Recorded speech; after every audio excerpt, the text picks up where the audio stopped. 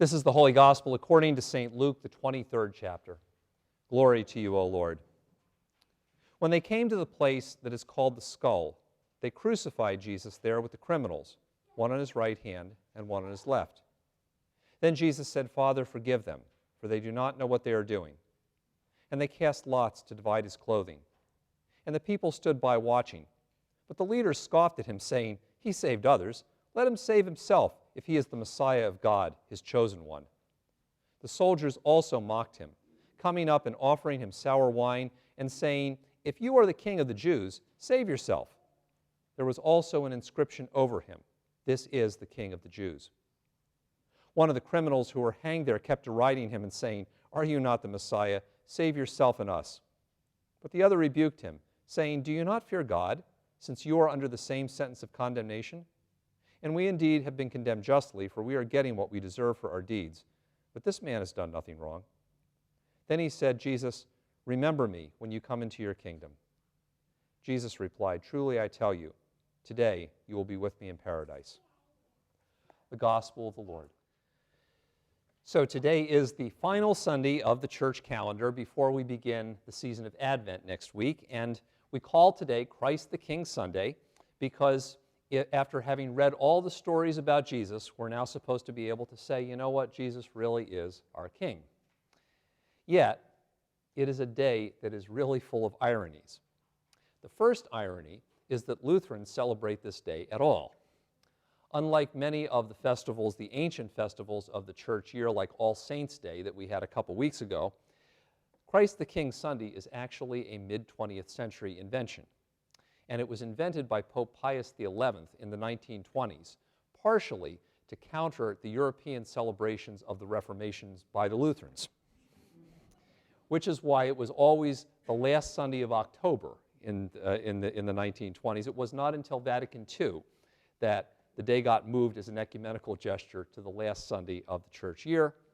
And it was not until 1978 that Lutherans in the United States thought, you know, the whole idea of Christ as our King, that's worth celebrating. Maybe we should pick that up too. And that's when we started doing it. Still, it is sort of ironic, given that history, that we celebrate this day at all. Yet some of the Bible readings that we read are even more ironic. Today's gospel reading, for example, returns us to Good Friday. And in so doing, this gospel reading lifts up Jesus as one who is mocked as king. The only time Jesus is referred to as king in this gospel reading are by people who are trying to kill Jesus, the soldiers, and by the Roman authorities who put the sign on the cross that says, This is the king, as a way of also mocking him. Jesus is enthroned as the king on a cross, not on a nice, comfortable chair, a place that we would use to find kings. And Jesus, as king, does not miraculously save the day and wipe out his enemies. You know, the criminal being crucified with him who's mocking him says, if you're the king, hey, save yourself, come down, wipe out the enemies, save us too. And that's what we expect kings in fairy tales to do. And yet Jesus doesn't do that. Indeed, all of the readings that we might choose to lift up Jesus as king, this reading seems most ironic of all.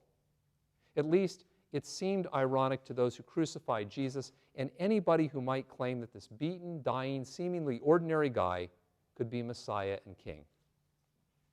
But in that irony is actually the really good news. In fact, Jesus is not the kind of fairy tale king that we so often imagine. You know, the kind of king who doesn't get messy and dirty, the kind of king who beats all his enemies before anybody even realizes there's a problem, and the kind of king who lets all of his subjects continue to live in the fairy tale land of happily ever after. And that's good because that's not the kind of world we live in. It's not the kind of world anybody has ever lived in. And ironically, it turns out that Jesus is the kind of king and the kind of God who we actually need in our real lives and in the real world in which we live.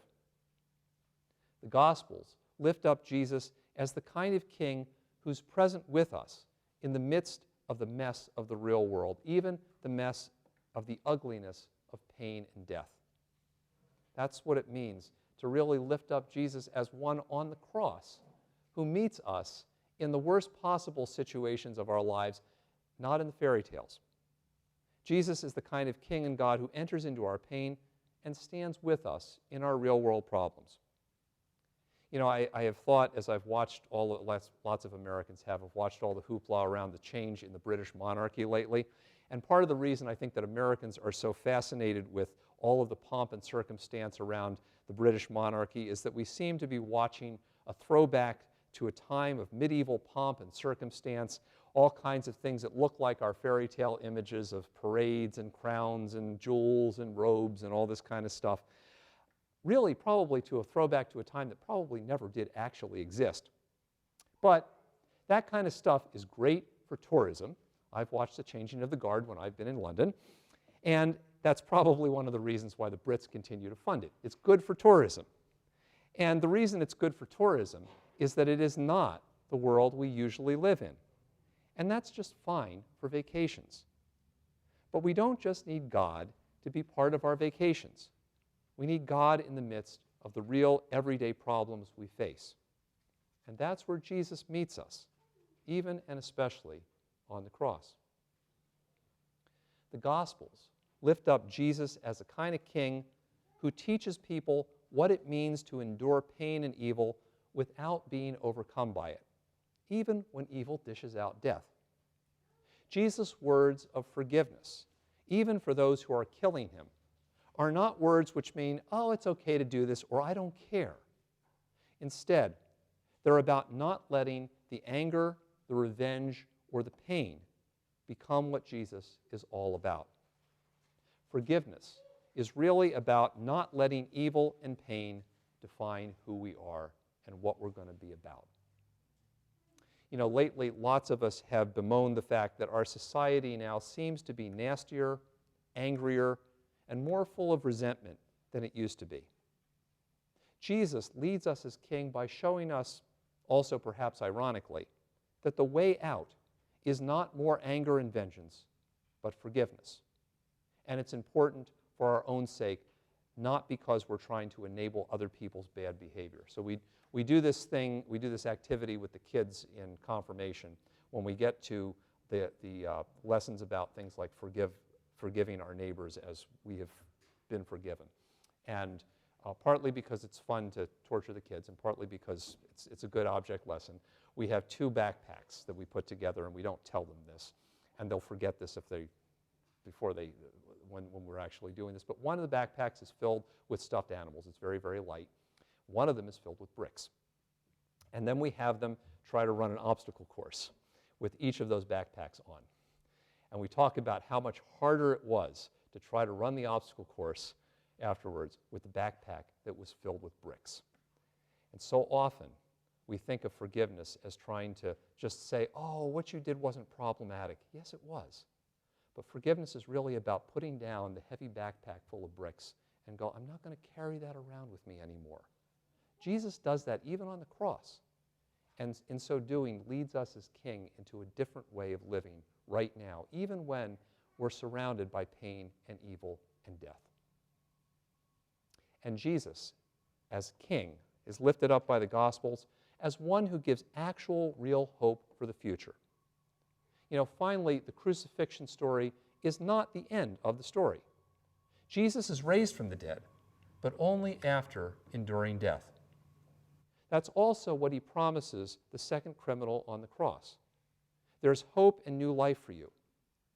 That's the promise for us too.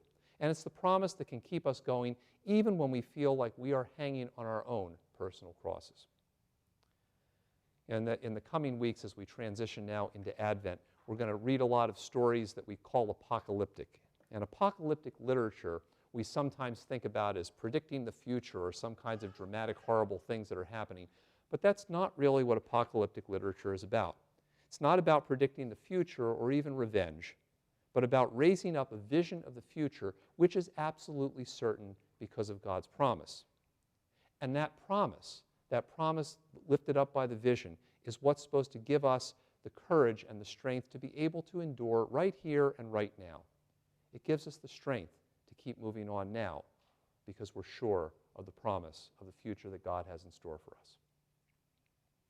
So today, even if it seems ironic, we lift up Jesus, enthroned on a cross as our King. And maybe today's gospel is actually the best one we could have because it does shoot down our fairy tale image of what a king is supposed to be. But in its place, Jesus is lifted up as the kind of king we need. Jesus is the King and God who stands with us and never leaves us, even and especially when stuff is horrible in our lives. Jesus is the kind of King and God who shows us the way to live, even when evil and death seem their most oppressive. And Jesus is the kind of King and God who gives us hope for a future that's actually real and actually better than any of our fairy tales.